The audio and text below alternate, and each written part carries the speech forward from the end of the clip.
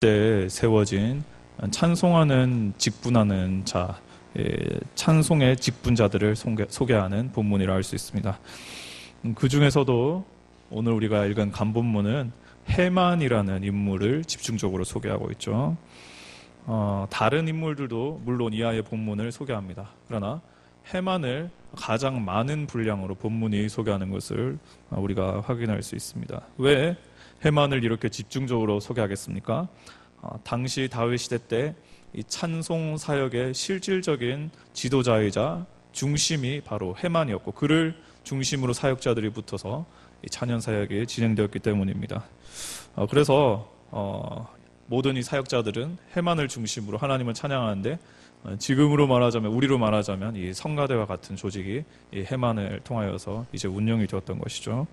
여기서 우리는 헤만이라는 인물을 성경이 소개하는 바대로 조금 짧지만 한번 살펴보았으면 좋겠는데, 33절부터 38절까지를 보면 헤만을 아주 장황하게 설명하죠. 특별히 그를 어떻게 설명하는가 하면 그의 가문, 그의 족보를 거슬러 올라가서 그가 어디에 소속된 자인지, 결론적으로 말하자면 그는 바로 레위 지파에 소속된 자라, 이것을 소개하기 위하여서 아주 그 족보를 거슬러 올라가서 이 헤만을 소개하는 것을 우리가 볼 수 있습니다. 그런데 이 33절에서 38절을 읽다가 보면 어느 부분에서 갑자기 우리를 움찔하게 하는 부분이 있습니다. 구체적으로 38절인데요. 38절을 보시면 고라는 이스라엘의 아들이요, 이스알은 그앗의 아들이요, 그앗은 레위의 아들이요, 레위는 이스라엘의 아들이라. 이제 막 귀납적으로 결국 헤만은 레위인이다, 이것을 결론 짓는데, 그가 오늘 38절 보면은 거꾸로 가보면 우리가 레위 지파 고핫 족속의 고라 자손임을 본문에 언급하고 있죠. 헤만이 고라의 자손이다, 이렇게 38절이 언급하고 있습니다. 이것이 우리를 움찔하게 하는 겁니다. 왜 우리를 움찔하게 하는가? 고라는 지금 우리가 새벽기도 때 본문에도 등장하는 인물인데, 민수기에서 매우 중요한 이름이 알려진 인물이자 이스라엘 역사와 사회에 있어서도 아주 그 이름이 유명한 자라고 우리가 볼 수 있습니다. 무엇으로 유명한가 하면 이스라엘을 내분으로 치닫게 하고 반역을 일으킨 부정의 아이콘으로 고라가 민수기에서나 이스라엘 사회 역사에서 유명합니다. 우리로 말하자면 물론 그 역할 물론 다르긴 하지만 그 풍기는 뉘앙스가, 고라가 풍기는 뉘앙스가 이완용과 비슷하다, 우리가 이렇게 보면 될 것 같습니다. 구체적으로 헤만은 어떤 측면에서 부정의 아이콘입니까? 민수기 16장을 보면 이스라엘이 이 광야 생활을 하고 있는데, 이 고라가 조직적인 쿠데타를, 지도자들을 이렇게 모아가지고 쿠데타를 일으킵니다. 구체적으로 르우벤 지파의 몇몇 리더십을 모으고 이 군 지휘관 250명을 그가 섭렵합니다. 그리고 모세와 아론의 지도력에 대항하는데, 뒤로 하여금 이제 이런 리더십과 더불어서 백성들을 다 따르게 합니다.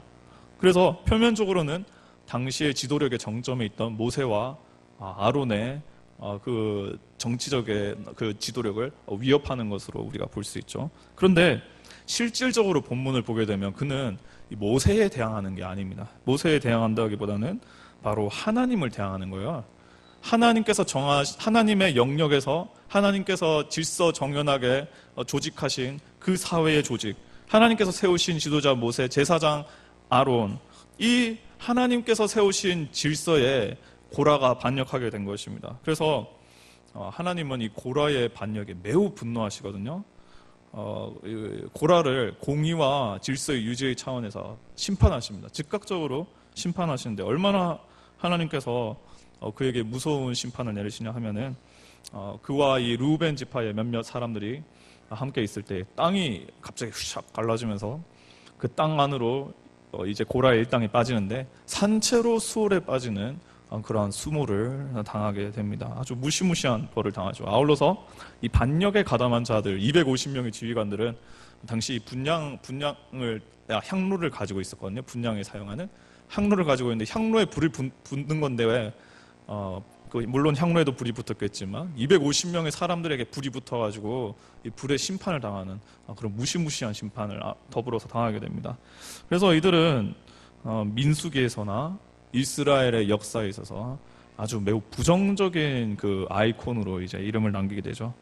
어떻게 우리가 이런 것을 알게 되나? 그 이름이 계속 이렇게 유명하게 된 것을 우리가 알 수 있냐면은 가령 이 사건이 있은 이후의 사건들을 보게 되면은 가나안을 이제 들어가지 않습니까? 땅을 분배할 때에 이 슬로보핫의 딸들이 등장합니다. 슬로보핫은 뭐 어떻게 광야 생활 중에 목숨을 잃은 것 같은데 이 슬로보핫에게도 유업으로 받을 땅이 있었단 말이죠. 그래서 딸들이 그 유업으로 받을 땅을 받기 위하여서 이 지도층에게 나아가서 저희 아빠의 땅을 우리에게 주세요 이렇게 요청하는데 이때 뭐라고 말하냐면 우리 아빠가 죽었는데 고라 일당의 반역에 가담해서 죽은 건 절대 아닙니다. 그렇게 언급을 합니다. 그러니까 이 고라라는 이 인물이 고라 일당의 반역이 사회에 얼마나 부정적인 지금 이미지를 가지고 있는지 마치 그 앞서 언급했던 이완용의 그 뉘앙스를 가지고 있는지 우리가 이런 사례를 통하여서도 우리가 알 수 있는 것이죠. 그런데 놀라운 것은 오늘 본문 역대상에 등장하는 해만의 조상이 바로 이 고라라는 겁니다. 역설적인 것은 여기다가 더 역설적이고 더 놀라운 사실은 이 부정적인 이 반역의 아이콘인 고라의 자손이 찬양의 리더십으로 세워진 겁니다. 찬양을 주도하는 자로 세워진 것입니다. 우리로 말하자면 뭐 이게 좀 계속 그 사회적인 것을 언급해서 좀 그렇지만 이완용의 후손이 국가의 중요한 장관 자리를 차지해가지고 막 열심히 일을 하는 겁니다. 이런 이제 놀라운 일이 일어난 것이죠. 이것이 우리에게 어떤 것을 의미하고 어떤 것을 교훈하겠습니까? 하나님은 뭐 과거 선조의 죄 때문에 뭐 이것을 연좌제로 뭐 이걸 연결시켜가지고 고라의 자손인 해만을 처벌하는 그런 하나님이 아니시고 어떠한 악감정도 넘기지 않으시고 더불어 믿음으로 하나님을 찬양하고자 하는 자, 믿음으로 하나님을 섬기고 믿음으로 하나님께 나아가는 자는 어떠한 과거도 기억하지 않으시고 은혜로 세우신다. 그리고 그 찬양을 받으신다. 우리가 이러한 사실을 조금 이러한 본문을 통해서 배울 수 있지 않겠습니까? 이러한 사실은 우리에게 적지 않은 위로를 줍니다. 심지어 해만도 이런 찬양의 자리에 설 수 있었는데 우리라고 해서 찬양의 자리에 못 서겠습니까? 사실 생각해 보시면 우리도 죄의 종로를 타던 그런 사람들이잖아요. 더 나아가서 죄 아래에서 하나님의 질서를 반역하고 하나님의 뜻을 어기던 그런 자연인의 본성을 가지고 있던 게 바로 우리입니다. 우리가 바로 고라였던 거예요. 우리가 바로 고라. 우리는 감히 하나님을 찬양할 수 있는 그런 위치나 그런 신분이 아니었던 거예요. 하나님을 찬양한다? 오히려 그것은 굉장히 가식적이고 위선적인 죄된 모습으로 뭐 하나님의 영광을 찬양한다? 말도 안 되는 그런 일인 것입니다. 그러나 하나님은 예수 그리스도 안에 있는 우리, 예수의 보혈을 입고 예수의 공로로 정결해진 우리의 지금 모습을 보고 예수님의 그 덮인 우리의 모습을 보고 우리의 찬양을 받으신다는 겁니다. 반역에 가담했고 하나님을 모욕하고 하나님의 이름을 우리가 욕했던 바로 그 존재를 예수님의 공로를 덮으니까 받아주시고 우리의 찬양까지 받으신다는 겁니다. 이것이 얼마나 감사한 사실인지 모르겠습니다. 또 한 가지 놀라운 사실은 사실 뭐 우리가 노래를 잘해봤자 얼마나 잘하겠습니까? 천국에 있는 천사들이 얼마나 노래를 잘하는지는 모르겠지만 우리가 그 정도 되겠습니까? 근데 하나님은 우리의 노래, 우리의 소리, 우리의 중심적인 고백을 매우 기쁨으로 받으신다는 것이죠. 그리고 하나님 당신의 영광을 우리의 찬양을 통하여서 그대로 비추신다는 겁니다. 얼마나 그분이 높으시고 위대하시고 전능하심을 이 우리의 찬양의 고백을 통하여서 그대로 반사시키고 비추신다는 거예요.